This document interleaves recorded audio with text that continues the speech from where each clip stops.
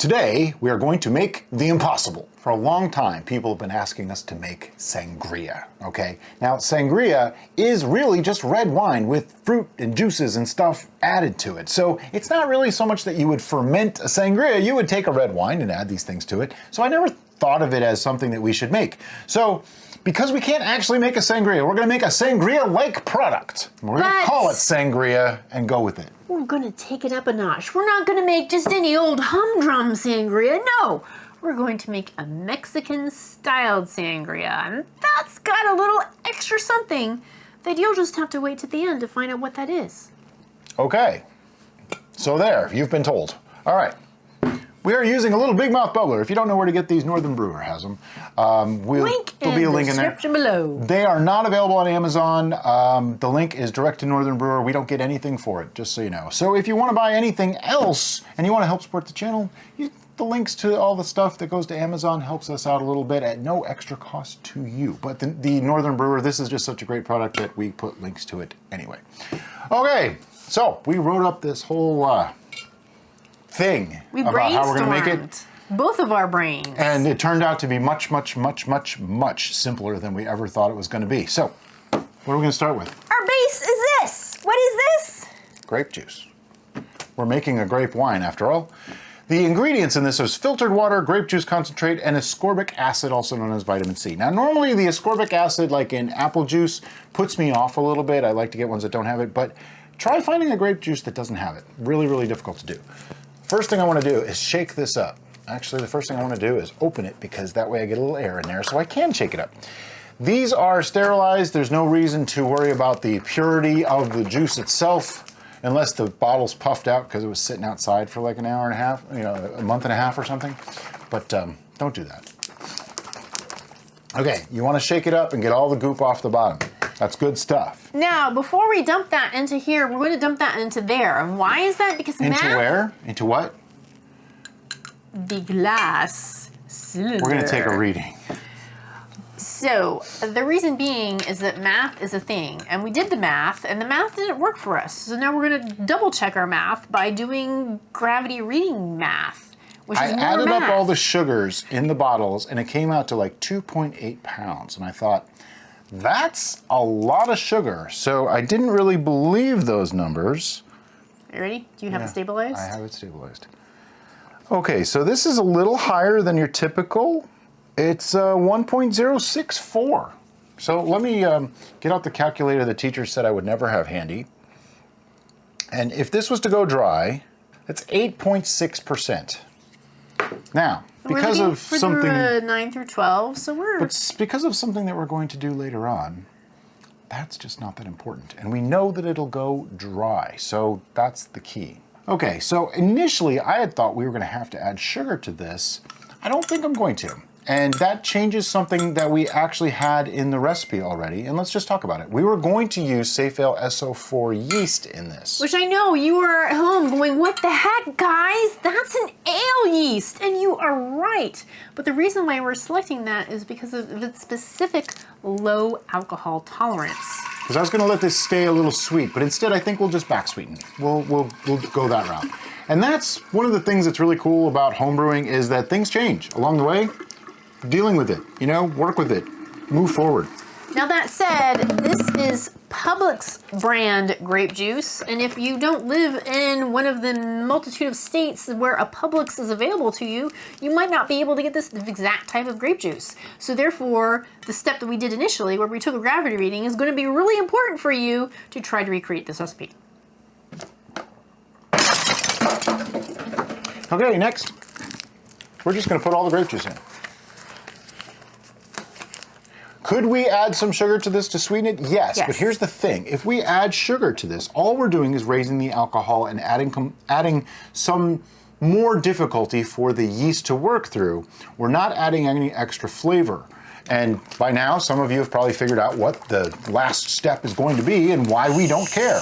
Spoilers! So don't say anything in the description below or the comment section.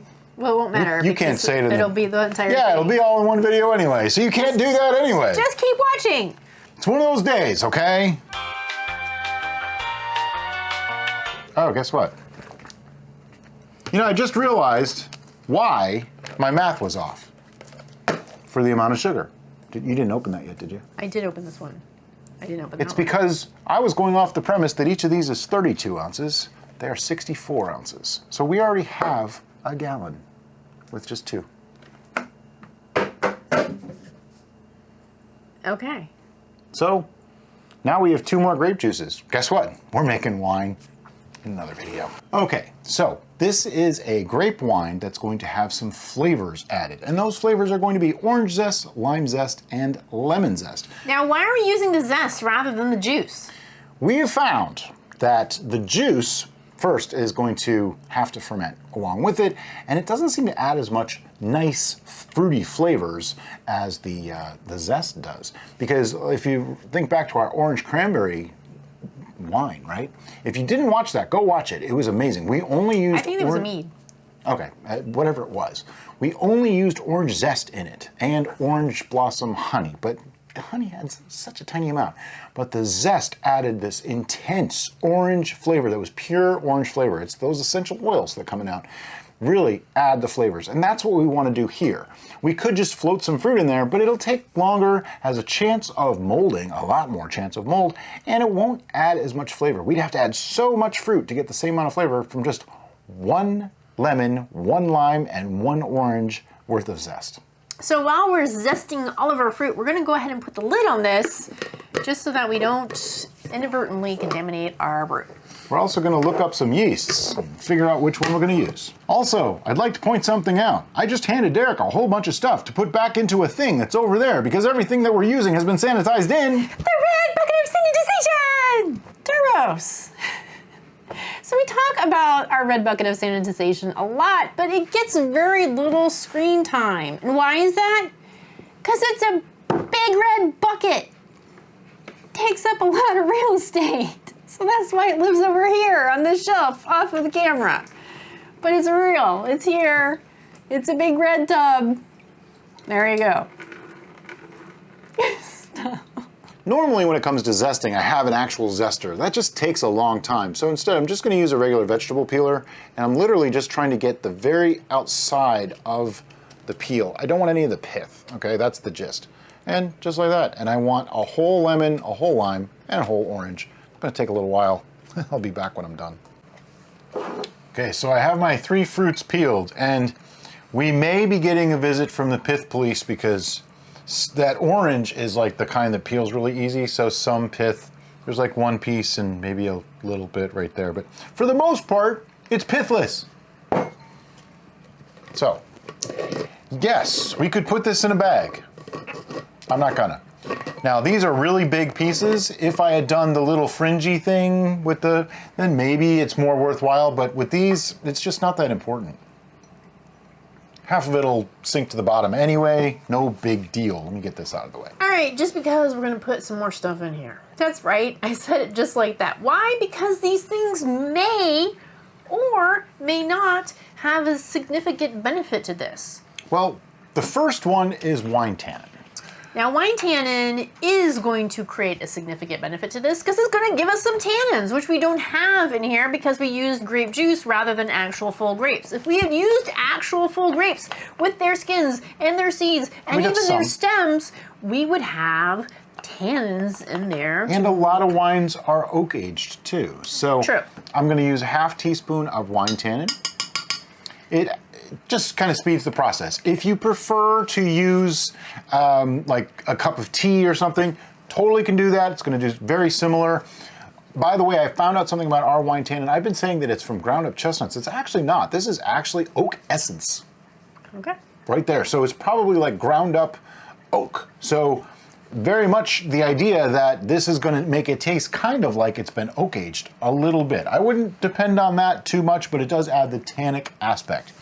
Now, the next thing we're going to add is pectic enzyme. Now, pectic enzyme is an optional ingredient because we don't know exactly how much pectin is in our particular grape juice. But for clearing sensibilities, which this is going to be so dark, it's probably not going to be really necessary. Do you have to? No. Will it still work? Yes. Yep. So you're seeing that this can be very, very simple. You don't have to add much of this stuff at all. But the next ingredient is kind of our insurance, and this makes sure that the yeast are as happy as possible so that they won't stress out. And that is Fermented O. also known as yeast nutrient. Right. Now, the O is for organic, so that means that all the ingredients in the Fermented O are organically derived. Therefore, we don't have any weirdness that are going to make us go, what? I use 2 grams, a little bit of water, dump it in. Basically, what that does is it makes sure that there's a good source of food for the yeast so that they don't stress. Exactly. We were originally going to use US-04 yeast, and that's when we were going to kind of depend on leaving some residual sweetness in the brew by surpassing the alcohol tolerance. And it was a good idea, but not a perfect idea. Once I saw the lower sugars in the juices and realized what we're going to do later on anyway, it really didn't make any sense to artificially inflate the sugars without adding more flavor. Yeah, to artificially inflate the alcohol without adding more flavor is what I actually meant to say. So we changed our prayer. Dude, What's it get? I use that as a toy. So we changed our priorities and thus changed our yeast. And we knew, what did we want from this brew? We wanted it to be a really deep, dark, rich color and flavor. Therefore, we wanted to make sure that we preserve the color and we wanted to make sure we preserve the tannins, which led us to this new yeast choice, which is Premier Classique by Red Star. However, it is not a terrible packet. It's just a I thing. actually keep scissors nearby now, just when we use Red Star yeast. How much am I going to use? The whole thing. Any. Buddy, please, stop. What you got, Pud? Nothing. Oh, he's got Oh. his mouse. Okay. All right. Why am I going to use the whole packet? Well, here's the thing. We have found that using the whole packet versus the prescribed amount tends to let them start up a little sooner, and they work more efficiently as a fermentation. Now, don't take that as if you're making 5 gallons, you need to use 5 packets. You don't. 1 packet is still enough for 5 gallons. There's been some tests done. A couple of YouTubers did it where they added as much yeast as was necessary to be too much, and it was basically like half the fermenter of yeast before it became a problem. So you really can't add too much. I mean, you can, but it's like so ridiculous to do so don't do that. But a whole packet in a gallon is totally fine to do. Is it a little bit wasteful? Yeah, and if you hear anybody screaming in the background, that's Inigo. He found a toy and he's playing. It's one of our cats. I am, however, going to just take the mini whisk and whisk that in a little bit. I normally don't, but because I had the whisk here, I'm gonna do it. So, we already have our reading. Oh yeah, because we didn't add any more sugars I added than the juice. a teaspoon of water. If that changed it by much, I'd be surprised. So, Do we have our reading on our notes? I do. All right, so what are we gonna do with this now? We're gonna put a lid on it. Is that putting a ring on it? Kind of. And then what are we gonna do with it? We're gonna let it sit. Probably a couple weeks, let this ferment out, and we'll be back to show you what it looks like then. Okay, so it's been exactly 7 days, and, well, the airlock looks to be pretty inactive. Not that that means it's done, just means it's time to take a look at it, see if it's still going, see if it's close to finishing. Now, did you swirl this one? On and off. The reason why I asked that is because we've had a lot of people really concerned about the swirl. And here's the truth about the swirl. It's really only something to do if you feel like messing with your brew. It's not necessary. Well, only if you have like lots of floating stuff in there, like fruits and stuff, it's a good idea. Most of our floating stuff isn't really floating very much. It's kind of like just below the surface. It's fairly well submerged. So we have nothing, It smells absolutely nothing untoward going on in here. Oh yeah, the olfactory and optical inspection. It passed, flying colors. It's good. And this is its first reading. I'm just gonna get down in there and take a sample. See, it's not even clearing yet. Now keep in mind, this may not be done. This is why we take a reading, we wait a week, we take another reading. To see, does it change? Is it stalled? Is it finished? We might be done. We're still gonna wait a week. Yeah. but it looks like it went dry, which is the expectation. This started at 1.064, so it was actually pretty low. And that's something I'd like to point out now. If you watch all of our videos, which I encourage you to do because we're ridiculous. Not at once, though. You will find that our older stuff, we tended to do the math, as it were, and to pre-estimate where we wanted our sweetness level to, and to add additional sugars beyond our yeast's tolerance. We don't do that now anymore. We tend to let it go dry, and then at that point determine what our sweetness level may be, because we found that some things we actually prefer dry, and some things we prefer sweet. So that way we have more control.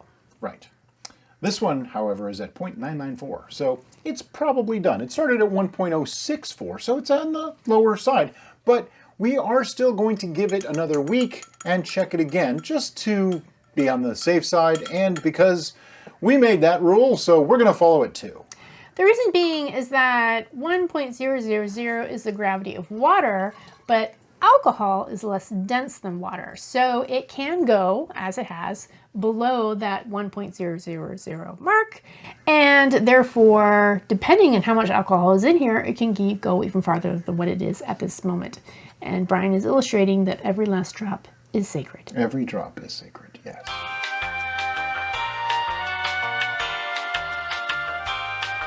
So now we're simply going to reaffix the lid with the airlock.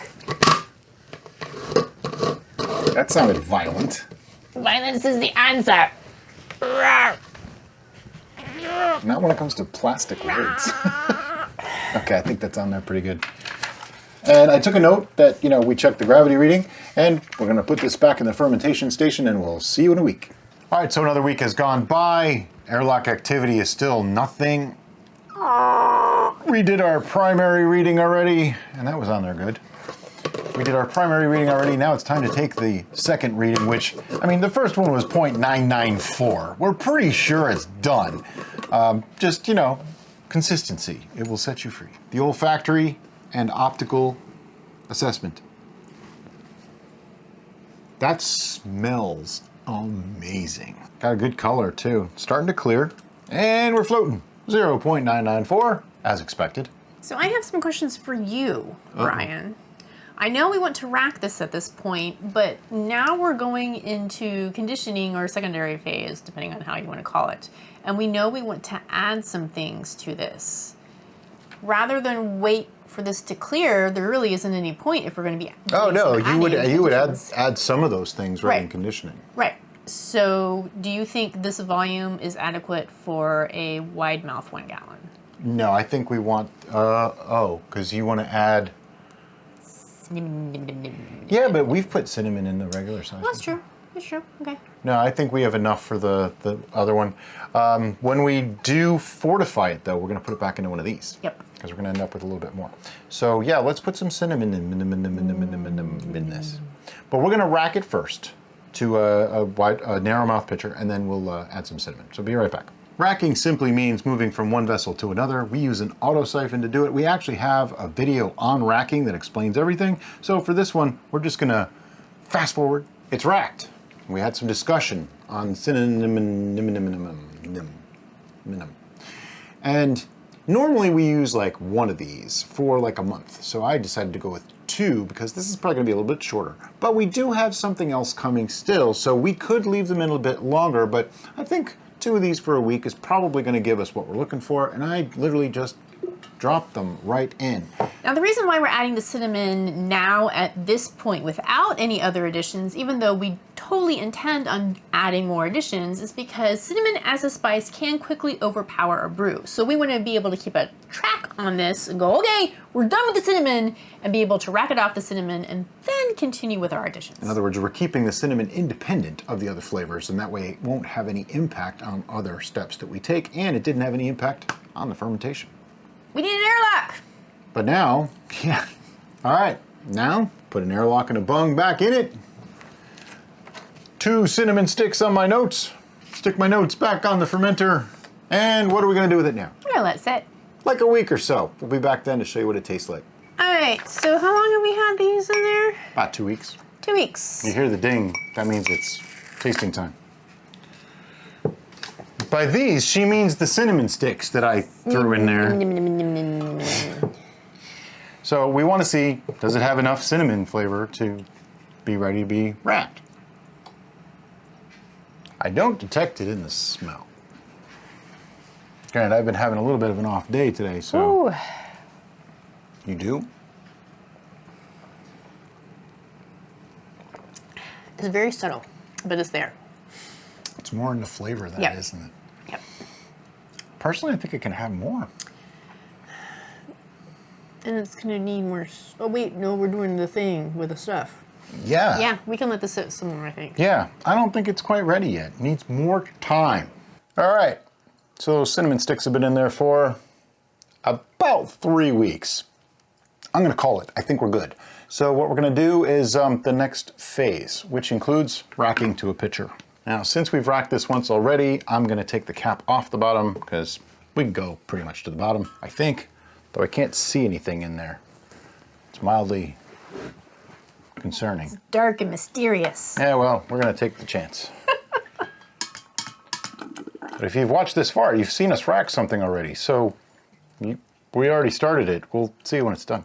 So now that we've racked it, we are sitting at 124 ounces, which is 3,300 milliliters. Let me take a note on that because I'm gonna need it later. And I'm coming to a conclusion.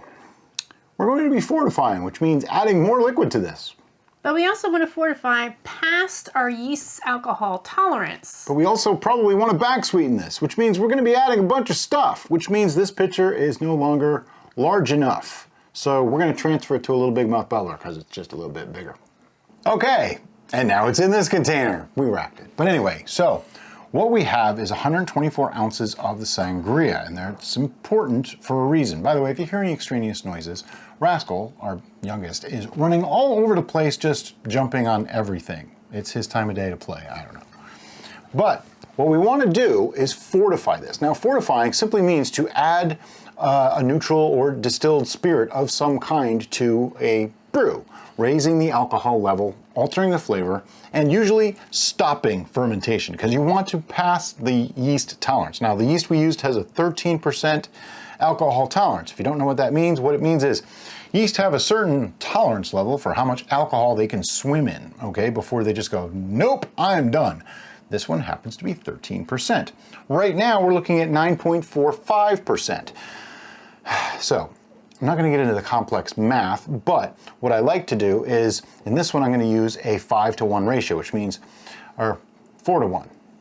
Yeah, 4 parts of our sangria to 1 part of the alcohol. Now, our alcohol is going to be made up of 2 things, but that's another And that's because I did some research. Now, as many of you know, sangria actually isn't a brewed beverage. Right. It's just simply red wine with stuff added to it. So I wanted it to be a Mexican-style sangria, and when I looked ingredients up for that, I found that typically that style is fortified with a higher proof alcohol beyond just the wine. And 2 of the top contenders for that were Brandy, one of Brian's favorite, and one of my favorite, Cointreau. Now let me explain a little bit about the fortification process. What I do is a very simple way. There are formulas online that you can do this with, but if we have 124 ounces of this, right, and I said 4-to-1, that means for every 4 parts of sangria wine, we're gonna add 1 part of spirit, right? So 124 divided by 4 gives us 31. So that means we need a grand total of 31 ounces of brandy and Cointreau together. So I'm just gonna do 15.5 ounces of each. Very simple. Let me write that down before I forget. And that's why we have this measuring cup. Mm-hmm. All right, so where's our brandy? Where's our Cointreau? Should put them over here. We bought this bottle of brandy specifically for making this sangria. And Brian hasn't been feeling very well, so... Medicinal brandy. So it's almost 2 cups. So I'm just gonna go, you know, a little bit below the 2 cups. Oh wait, ounces are on the other side. Ounces. Oh look, there's ounces right there. But it says 16, line 12, so 15.5. Yeah. It's gonna be closer to there. Yeah. is all very scientific, as you can tell. We're shooting for something like almost a 16% ABV at the end. So it's not going to be super fortified. It's fortified enough to not allow any further fermentation to happen and add a little kick to it. Using up all my brandy. I mean, you can go all the way to 16 on both if you want. We could. Yeah, let's just do that. It's a little bit more, so it'll be like 16.5%, somewhere in that range. Safe side. Yep, just to make sure that we don't get any re-fermentation. Now ideally, after we do this, we want to leave it in here under airlock just to make sure that no further fermentation happens. We're going to give you a tasting though. There's no good way to do this. Can you help me, please? Just have to go fast. All right, so that was the brandy. Now is the Cointreau. And again, 16 ounces of the Cointreau as well.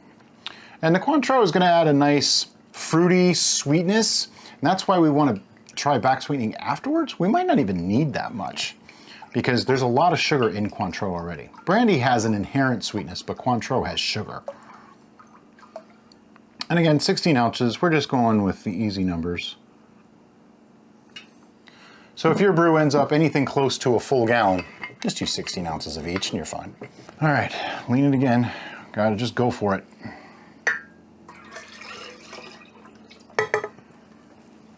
Okay. Now, do you want to stir I would like this? to mix this up. All right, I need to get you a spoon. I will go get a spoon. Sanitized spoon. Gently mix. Just want to combine it so we get the full effect of the flavors. Do you want the baster to I want the baster to try to take the tasting sample out, yeah. I could just dip the glass in there, but you know, it might not be so sanitary. Don't do that, I'm kidding. So the next step is we're gonna do a taste. And this is just a, how's it coming along type of taste, and does it need any back sweetening? Ooh, wow. Very, very strong on the scent. Mm.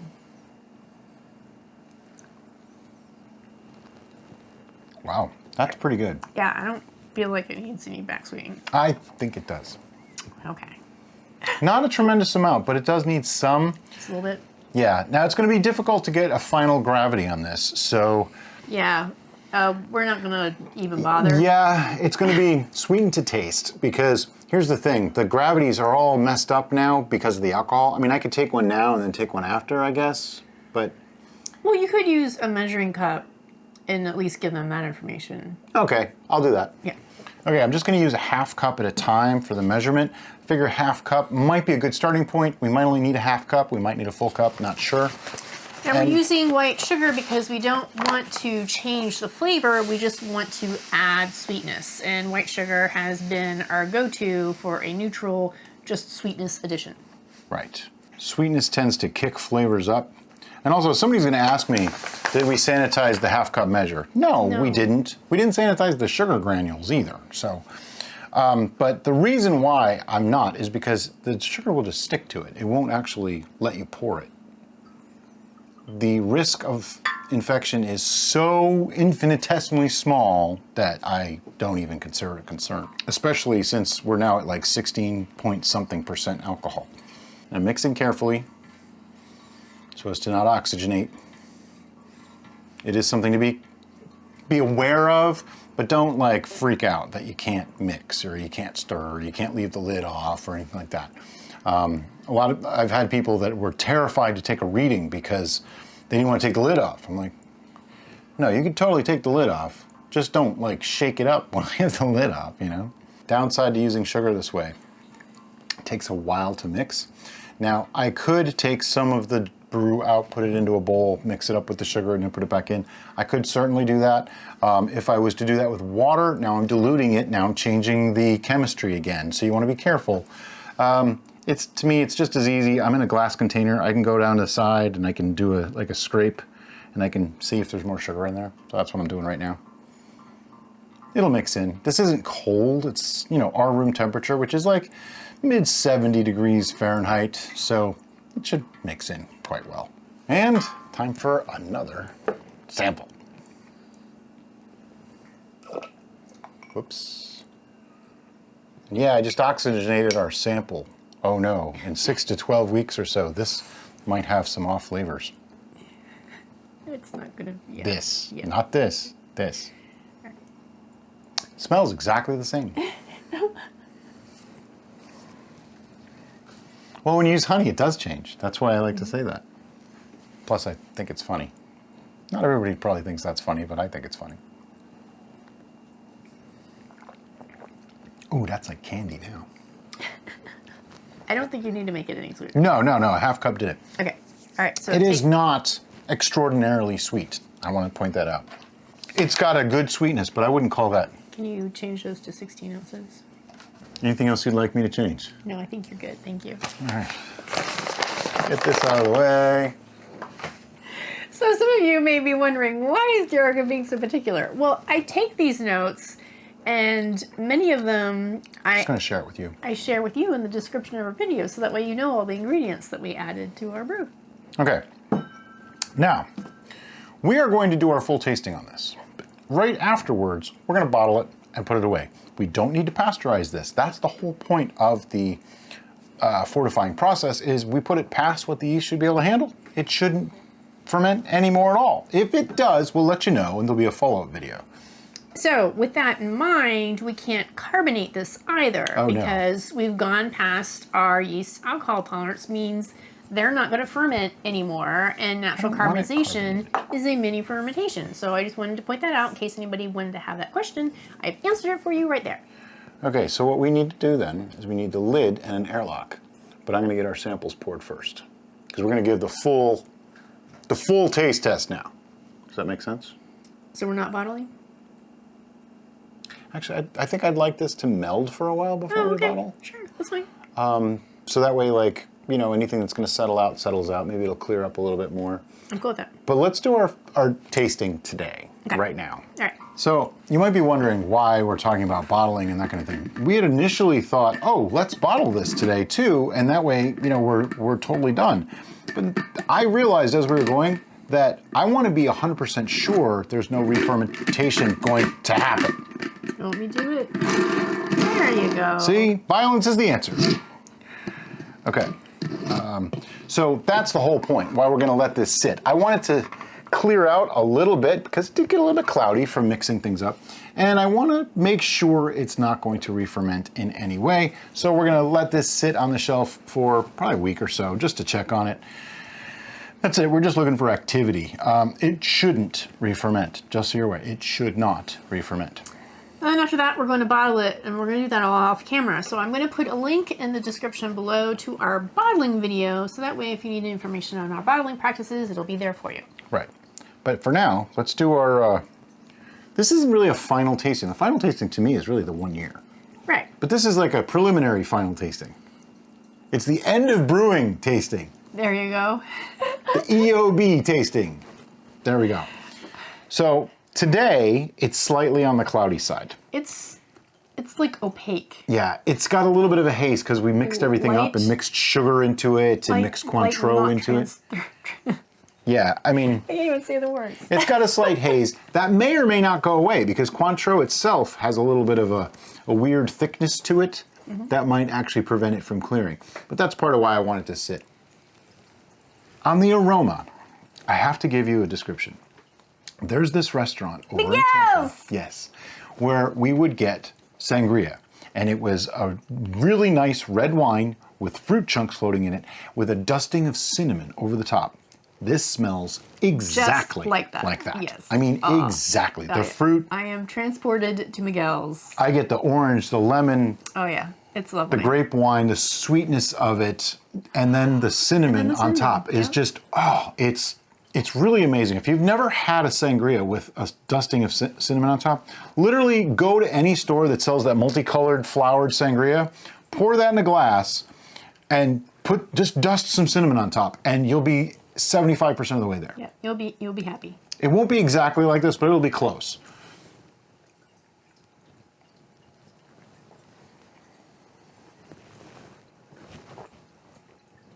That is smooth.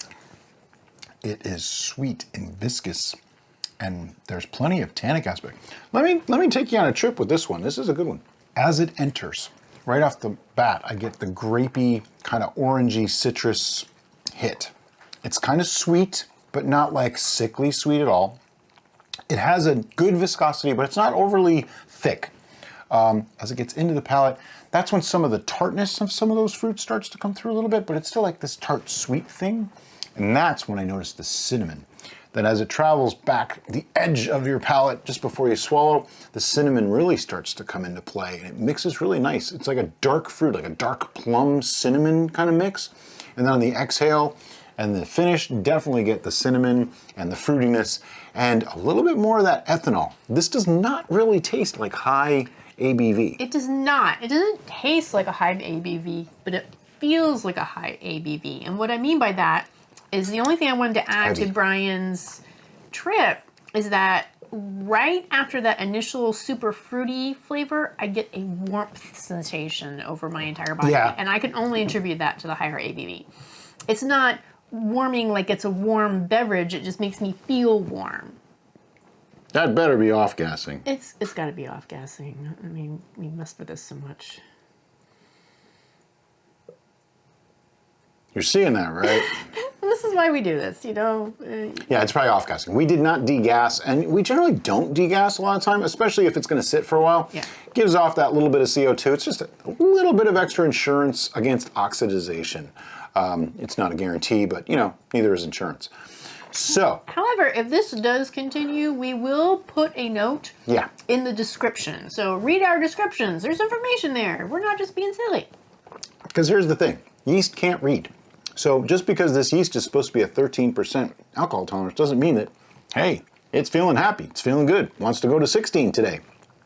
That's entirely possible. Or anywhere above 30, well, it's at 16 now. I just don't see it happening. I mean, it could ferment some, but I think it's going to stall out real fast. Hi.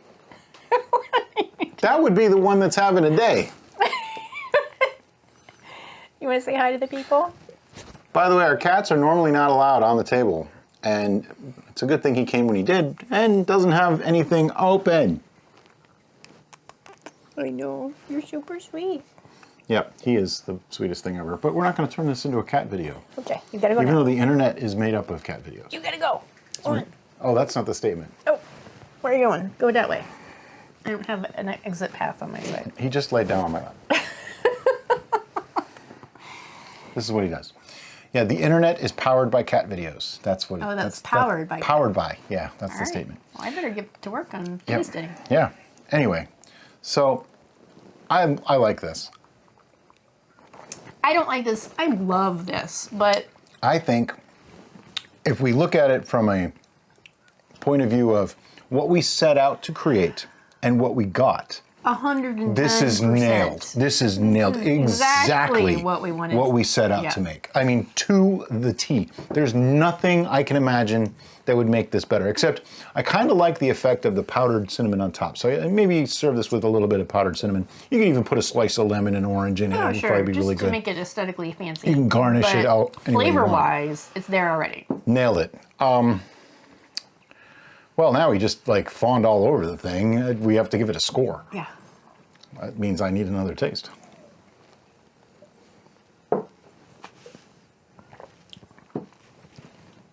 All right, I have a score. You ready? Yep. 1, 2, 3, 11. 10.5. I wasn't gonna go to 11. And I know we have a 1 year and possibly a 2 year even to look forward to. This literally was is so started good. on February 7th. Today is March 16th. This is literally 1 month and 8 days old. That's crazy. And it's, I mean, this is good. This is one of the top 10 beverages we've ever made. It's just that good. If you like my sweet red wine, but don't want it quite so sweet, and you want a little more kick of alcohol, and you like more complex flavors, do this. That's how good this is. So we're gonna let this sit for a little while. We'll bottle it, like we said, off camera, and see in a year for the real tasting, and see if it gets to a 12. But as always, guys, thank you so much for watching, and have a great day. Bye-bye.